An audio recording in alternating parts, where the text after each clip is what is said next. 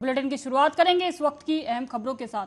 केंद्रीय गृह मंत्री अमित शाह ने सोनभद्र में एक सभा को संबोधित करते हुए कहा कि कांग्रेस समाजवादी पार्टी हमें डराती है कि पाकिस्तान के पास एटम बम है। पाकिस्तान अधिकृत कश्मीर मत मांगिए। राहुल बाबा, मैं सोनभद्र की भूमि से कह रहा हूं कि हम एनडीए वाले हैं, एटम बम से नहीं डरते हैं। ये पाकिस्तान अधिकृत कश्मीर हमारा है, रहेगा और हम उसे हासिल करके रहेंगे। गरीबों की सूद लेने का काम किया है। मुझे बताइए सोनभद्र वालों, एक कश्मीर जो हम है, हमारा है या नहीं है? जोर से बोलो, है या नहीं है? ये पाक ऑक्यूपाई कश्मीर हमारा है या नहीं है? ये कांग्रेस पार्टी, ये समाजवादी पार्टी हमें डराते हैं कि पाकिस्तान के पास एटम बम है, पाक ऑक्यूपाई कश्मीर मत मांगिए। अरे राहुल बाबा, मैं सोनभद्र की भूमि से कहकर जाता हूं, हम एनडीए वाले हैं, भाजपा अपना दल वाले हैं, एटम बम से नहीं डरते हैं भाई, एटम बम से नहीं डरते। ओडिशा के केंद्रपाड़ा में जनसभा को संबोधित करते हुए प्रधानमंत्री नरेंद्र मोदी ने कांग्रेस और बीजेडी पर जमकर हमला किया और अपने 10 साल के कार्यकाल की बड़ी उपलब्धियों का उल्लेख किया। उन्होंने कहा कि 4 जून के बाद अगले 6 महीने में राज्य ही नहीं बल्कि देश का विकास की नई रफ्तार पकड़ने वाला है। पीएम ने इसी के साथ ये भी कहा कि 4 जून के बाद देश की राजनीति में बड़ा हड़कंप मचने तय है। अगले 6 महीने में परिवारवादी पार्टियां बिखर जाएंगी, सभी एक दूसरे पर हार का ठीकरा फोड़ना शुरू कर देंगे। उस टोली से मुक्ति चाहता है जो उड़ीसा सरकार और उड़ीसा की संस्कृति पर कब्जा करना चाहती है। और इसलिए उड़ीसा ने तय कर दिया है, उड़ीसा में डबल इंजन की सरकार। भाइयों और बहनों, ओडिशा ही नहीं, पूरे देश ने तीसरी बार एक मजबूत सरकार पर मुहर लगा दी है। देश ने कांग्रेस के 60 साल और भाजपा के 10 साल का काम देखा है। साथियों, देश को तोड़ने का सपना देख रही पार्टियों को उनके कार्यकर्ता ही तोड़ देंगे। साथियों, उड़ीसा की राजनीति में भी नया भूचाल देखने को मिलने वाला है। जिस तरह से बीजेडी के भीतर राजनीति हो रही है, उसका विस्फोट होते हुए हम देखेंगे। उड़ीसा ने हर चरण में भाजपा के एमपी और भाजपा के एमएलए के लिए बम्पर वोटिंग की है। मोदी दिल्ली से हर घर नल से जल देने में जुटा है। यहां सबको नल नहीं मिला। इस स्थिति को बदलने के लिए उड़ीसा वोट दे रहा है। उड़ीसा मोदी की मुफ्त चावल योजना में भी बीजेडी की लूट को खत्म करने के लिए वोट दे रहा है। उड़ीसा का किसान हो या नौजवान, बेटी हो या बुजुर्ग, हर कोई कह रहा है, उड़ीसा रे प्रथम थर है।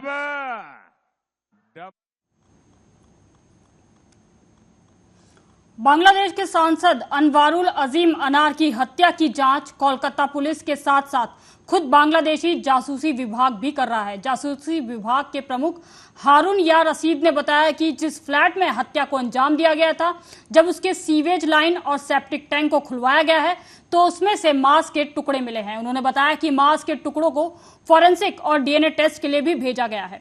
दरअसल भारत में इलाज करवाने आए बांग्लादेशी सांसद अनवारुल अजीम अनार की कोलकाता के एक फ्लैट में हत्या कर दी गई। उनके शव के टुकड़े किए गए और फिर शहर के अलग अलग हिस्सों में पैकेट में पैक करके फेंक दिए गए। पुलिस ने बताया कि आरोपियों ने अनवारुल अजीम के शरीर के 80 टुकड़े किए थे और फिर उसे हल्दी के साथ मिलाकर न्यू टाउन के आसपास नहर सहित कई इलाकों में फेंका गया। पुलिस इन टुकड़ों को अब ढूंढ रही है। আসলাম তখনই আপনারা জানেন আমরা ইউর 56 নাম্বার যে ফ্ল্যাটটা আমরা পরিদর্শন করেই কিন্তু আমরা সিআইডি পুলিশকে আমরা রিকোয়েস্ট করেছিলাম যে এই বিল্ডিং এর তারা প্লাম্বারের কাজ করে এবং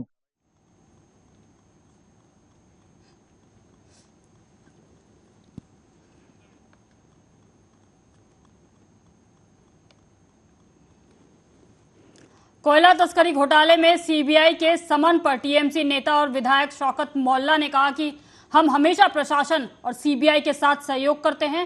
मैं जरूर जाऊंगा और पूरा सहयोग करूंगा। भाजपा के द्वारा ये कार्रवाई कराई जा रही है।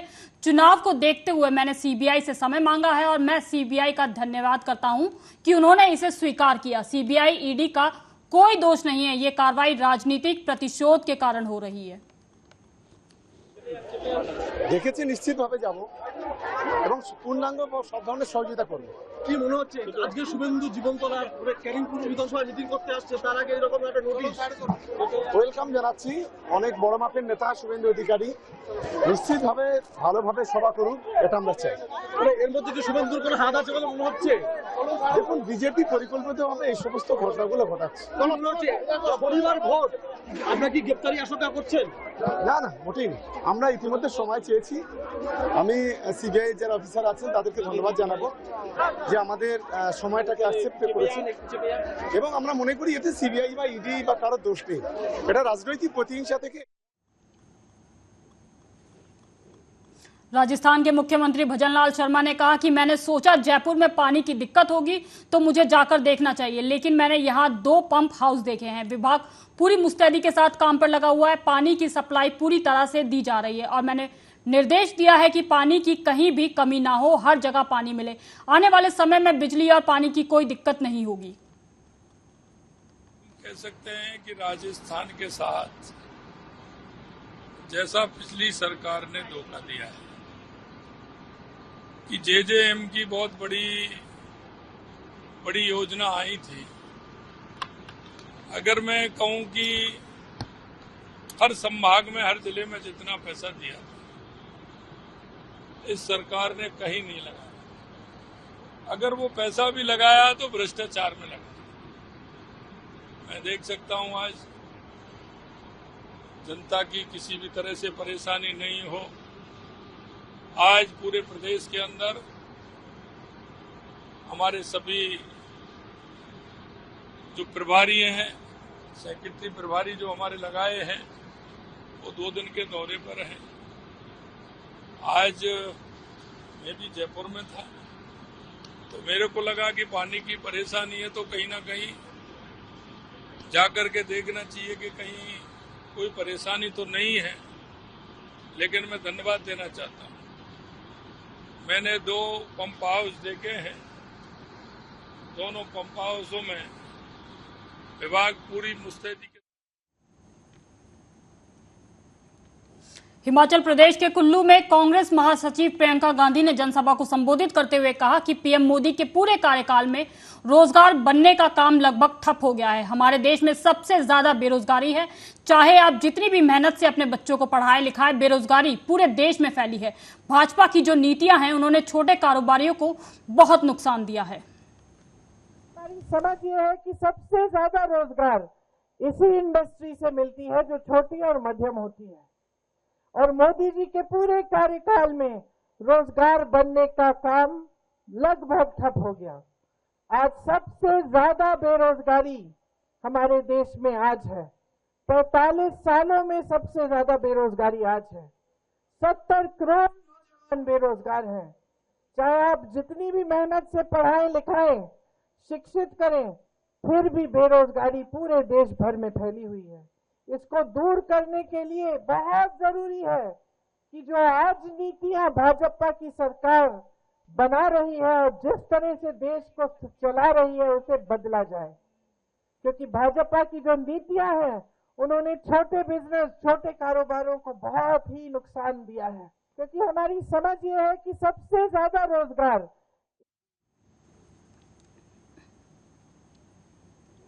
बिहार के काराकाट में जनसभा को संबोधित करते हुए केंद्रीय मंत्री राजनाथ सिंह ने कहा, आरजेडी की हवा निकलती जा रही है। इन लोगों ने कांग्रेस के साथ गठबंधन बना लिया है। आरजेडी के बारे में मैं केवल एक ही बात कहूंगा कि लालटेन कितनी रोशनी देगा। लालटेन ज्यादा से ज्यादा एक कमरे में रोशनी दे सकता है, इससे ज्यादा लालटेन की ताकत नहीं है। लालटेन की हालत यह हो गई है कि लालटेन का अब तेल समाप्त होता जा रहा है। जब लालटेन का तेल खत्म होने लगता है तब बत्ती भभकने लगती है, मतलब अब लालटेन बुझने वाली है। यही हाल आरजेडी के लालटेन का भी है। कांग्रेस की हालत तो यह हो गई है कि 10 साल बाद अगर आप बच्चे से पूछेंगे कि कांग्रेस, तो वो कहेगा कि कांग्रेस कौन। जैसे धरती से डायनासोर लुप्त हो गए हैं, वैसी भारत की राजनीति से कांग्रेस 10 साल बाद लुप्त हो जाएगी। कौड़ा पर जब बैठ जाई हैं तो केवल भारत के राजनीति की बात न करी है, देश विदेश तक का राजनीति की बात करी है लोग। ये हाल है बिहार का, हम अच्छी तरह जानते हैं। बहुत जागरूक हैं लोग।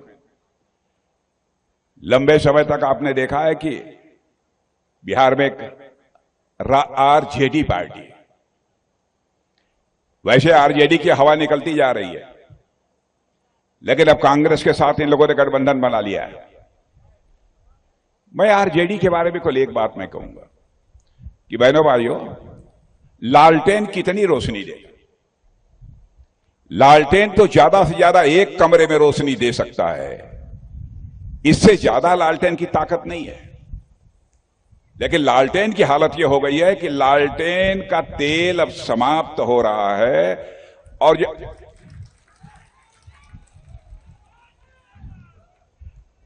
आई घरे में देखले हुआ तो हम लोगन कि जब लालटेन का तेल जब खत्म होए लगा तो बत्तियां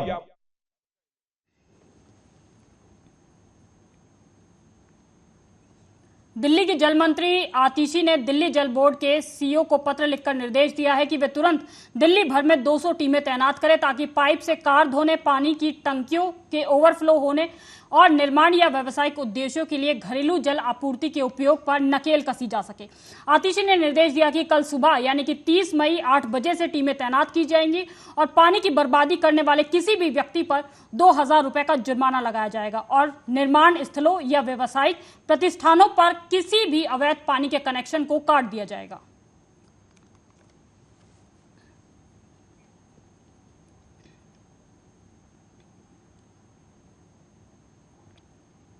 प्रधानमंत्री नरेंद्र मोदी ने 77 साल के उड़ीसा के मुख्यमंत्री नवीन पटनायक के खराब स्वास्थ्य पर चिंता जताई है। उन्होंने कहा कि उनकी बिगड़ती सेहत के पीछे साजिश तो नहीं। अगर उड़ीसा में भाजपा की सरकार बनी तो हम नवीन बाबू के खराब स्वास्थ्य के कारण का पता लगाने के लिए एक कमेटी बनाएंगे। उधर सीएम पटनायक ने कहा कि मैं ठीक हूं, अगर उन्हें मेरी तबीयत के बारे में इतने चिंतित हैं तो वो मुझे फोन लगाकर पूछ लेते। आज नवीन बाबू के शुभचिंतक ये देखकर परेशान है कि पिछले 1 साल में नवीन बाबू की तबीयत लगातार गिरती जा रही है, बिगड़ती जा रही है।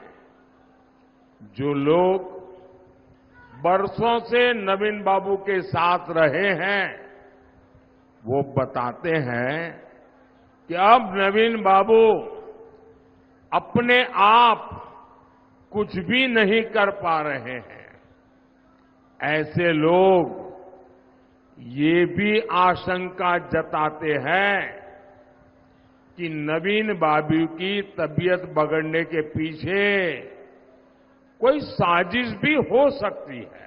That the Prime Minister at a public meeting in our state today has stated that I am in bad health and he wants to institute an inquiry to inquire into this matter. If he was so concerned about my health, and he has stated publicly before that I'm a good friend of his, all he had to do was pick up a telephone and ring me up and ask me about his health, about my health. I understand there are a number of people of the Bharatiya Janata Party from Odisha and Delhi who have been spreading this rumor about my health for the last 10 years. Let me assure the Prime Minister that I am in perfect health and I have been campaigning in our state for the last month. Samajwadi party प्रमुख अखिलेश यादव ने कहा कि इस बार 140 करोड़ की जनता BJP को 140 सीटों के लिए भी तरसा देगी। जो महंगाई बढ़ी है और किसानों के साथ इन्होंने जो धोखा किया है उसका जवाब इनके पास नहीं है। साथ ही पीएम मोदी को मेडिटेशन करने की भी सलाह दी है। जो महंगाई बढ़ी है, बेरोजगारी बढ़ी है और किसान की आय के साथ जो धोखा दिया है उसका इनके पास कोई जवाब नहीं है। इसीलिए जो लोग जनता का गुस्सा समझ गए हैं वो न केवल खुद डगमगाए हैं, न केवल उनका आत्मविश्वास डगमगाया था, बल्कि उनकी जवान भी डगमगा गई। जो मुख्यमंत्री दूसरों को भ्रष्टाचारी कहते हैं, दूसरों को माफिया कहते हैं, आज सबसे ज्यादा खनन और सबसे ज्यादा सोनभद्र के रिसोर्सेस की चोरी कोई कर रहा है तो वो भारतीय जनता पार्टी और उनके सहयोगी लोग। और आप देखते होंगे कि सब के सब उनके मंच पे रहते हैं या मंच के आसपास रहते हैं। तो जो लूटने वाले हैं सोनभद्र को वो सरकार के मंच पे रहते हैं। तो ये जनता सब बात समझ गई है, इसलिए जनता इन्हें हराने जा रही है। लोक जनशक्ति पार्टी के राष्ट्रीय अध्यक्ष चिराग पासवान ने विपक्ष पर साधा निशाना, कहा कि विपक्ष मुद्दा विहीन है और 4 तारीख के पहले बिस्तर बांधकर भाग जाएंगे। आगे कहा कि बिहार में एनडीए 40 की 40 सीटें जीत रहा है। महात्मा ने प्रधानमंत्री जी 140 करोड़ देशवासियों जिस तरीके से गरीब कल्याण की योजनाओं से उनको मुख्य धारा के साथ जोड़ने का काम किया है, ये वो लोग नहीं समझेंगे जिन लोगों ने गरीबी हटाओ के नारे तो देते रहे, पर गरीबी हटाना तो दूर, गरीबों को हटाने के लिए इन लोगों ने रणनीतियां तैयार करनी शुरू की। आज मेरे प्रधानमंत्री का साथ क्यों गांव में बैठी वो महिला नहीं देगी जिसके लिए उन्होंने शौचालय बनवाया? क्यों वो महिला नहीं देगी जिनके लिए उज्ज्वला के माध्यम से इन्होंने गैस कनेक्शन देने का काम किया? आज से पहले घर पे बीमारी आती थी तो लोग अपनी जमीन गिरवी रखते थे, महिला अपने जेवर बेचती थी। वो परिवार जिनको 5-5 लाख रुपए का आयुष्मान के माध्यम से मुफ्त इलाज मिल रहा है, क्यों वो मेरे प्रधानमंत्री का साथ नहीं देगा? वो 81 करोड़ लोग जिनको प्रति माह 5 किलो अनाज प्रति व्यक्ति हर महीने मिल रहा है, क्यों वो मेरे प्रधानमंत्री का साथ नहीं देगा? वो गरीब किसान जिसको किसान सम्मान निधि के माध्यम से डायरेक्ट बैंक में खाते में उसके पैसा आ रहा है, क्यों वो मेरे प्रधानमंत्री का साथ नहीं देगा? दिल्ली एनसीआर में पिछले कुछ दिनों से भयंकर गर्मी का प्रकोप जारी था। आज दिल्ली में पारा 52.3 डिग्री तक पहुंच गया, जो ऑल टाइम हाई है। देश में सबसे ज्यादा तापमान दिल्ली के मुंगेशपुर में दर्ज किया गया। मौसम विभाग ने पहले ही राजधानी में लू का रेड अलर्ट जारी किया हुआ है। इतनी भीषण गर्मी ने लोगों की परेशानी बढ़ा दी। हालांकि शाम होते होते दिल्ली नोएडा वालों ने मौसम ने राहत भी दी। कई इलाकों में अचानक से मौसम का मिजाज बदल गया और तेज हवाओं के साथ झमाझम बारिश हुई। दिल्ली में बुधवार दोपहर करीब 2:30 बजे के आसपास देश का अब तक का सबसे ज्यादा तापमान 52.3 डिग्री सेल्सियस दर्ज किया गया। इतनी भीषण गर्मी के 2 घंटे बाद ही मौसम का मिजाज बदला और आसमान में घने बादल छाए। देखते ही देखते तेज हवाओं के साथ झमाझम बारिश भी शुरू हो गई, जिससे लोगों को राहत दिलाई। साथ के साथ दिल्ली, नोएडा, गाजियाबाद समेत एनसीआर के अन्य इलाकों में भी मौसम बदल गया। हालांकि बारिश कुछ देर ही रही, लेकिन इस बारिश ने लोगों के जरूर कुछ देर के लिए ही सही पर गर्मी से बेहद राहत पहुंचाई।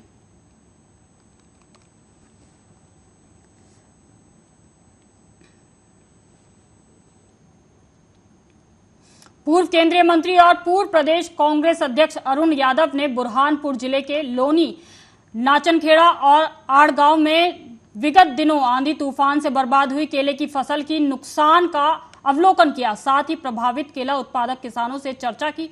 आंधी तूफान से बुरहानपुर जिले के केला उत्पादक किसानों की फसल को काफी नुकसान पहुंचा है, जिसके लिए बुरहानपुर जिलाधीश महोदय से भेंट कर अन्नदाताओं के हित में निम्न मांगे रखी गई, जिनमें जिले के आपदा प्रभावित और पीड़ित किसानों जिनकी फसल बर्बाद हुई है उन्हें 3 लाख प्रति हेक्टेयर के हिसाब से मुआवजा प्रदान करने की बात कही है। फसल नुकसानों के सर्वे का कार्य निष्पक्षता के साथ किया जाएगा, इसमें भेदभाव न होने की भी बात कही। पिछले दिनों बुरहानपुर क्षेत्र में आंधी तूफान से बड़े पैमाने पर केले की फसल नष्ट हुई और बुरहानपुर 6-7-9 का मैंने दौरा किया, अभी और आगे मुझे जाना है।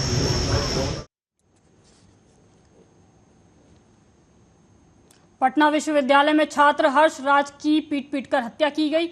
हत्या के विरोध में शिव भवानी हिंदू सेवा के राष्ट्रीय अध्यक्ष लव कुमार सिंह ने पटना एमएलए फ्लैट के पास आक्रोश मार्च निकाला। साथ ही दोषियों को अवलंबन गिरफ्तार करने और फांसी देने की मांग कर राज्य सरकार से की। उन्होंने कहा कि पटना विश्वविद्यालय अपराधियों के आगोश में है, यहाँ जाति विशेष के अधिकारियों को संरक्षण दिया जाता है। यही कारण है कि आए दिन यहाँ छात्रों की हत्या की जाती है और कोई कार्रवाई नहीं होती। उन्होंने कहा कि हंसराज के हत्यारे को अविलंब गिरफ्तार करने के लिए एसआईटी का गठन किया जाए।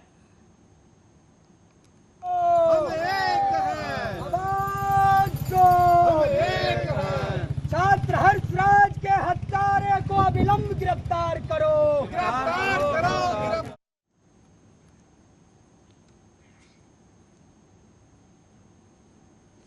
मुख्यमंत्री डॉक्टर मोहन यादव ने सागर के खुरई तहसील स्थित बरोदिया नगर पहुंचकर मृतक अंजना अहिरवार, राजेंद्र अहिरवार और पप्पू रजक के परिजनों से मिलकर अपनी शोक संवेदनाएं व्यक्त की। उन्होंने शोकाकुल परिवार का ढांढस बताया और भरोसा दिलाया कि मध्य प्रदेश सरकार और प्रशासन उनके साथ है। मुख्यमंत्री डॉक्टर यादव ने कहा कि इस संपूर्ण मामले की निष्पक्ष जांच कराई जाएगी और प्रभावित परिवारों को हर संभव मदद भी मुहैया कराई जाएगी। साथ ही कहा कि बीते समय यहां हुई घटना को देखते हुए आज से ही यहां पुलिस चौकी शुरू की जा रही है। पुलिस प्रबंधन के भी बेहतर इंतजाम किए जा रहे हैं, जिससे भविष्य में इस प्रकार की कोई दुखद घटना न घटित हो।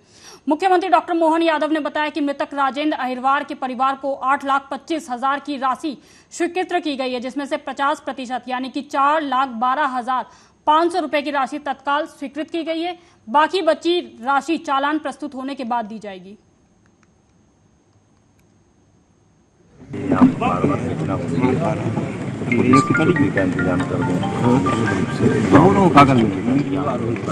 और पुलिस प्रबंधन ऐसा करेंगे दोबारा ऐसी घटना न हो और परिवार के बड़े बूढ़ों की दृष्टि से भी इस बारे में कोई ऐसा विश्वास खड़ा करा जाएगा कि आखिर ये जान माल की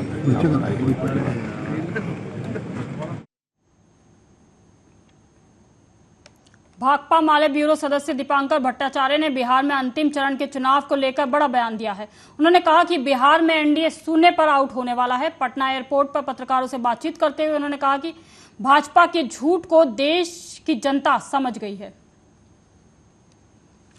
देश निर्णय ले रहा है, आखिरी चरण का चुनाव है और बिहार की 8 सीटें, उत्तर प्रदेश की 13 सीटें। मुझे तो बिल्कुल भरोसा है, शुरुआती बढ़त इंडिया गठबंधन को मिल चुकी है, अब वो एक निर्णायक बहुमत में तब्दील हो जाएगी।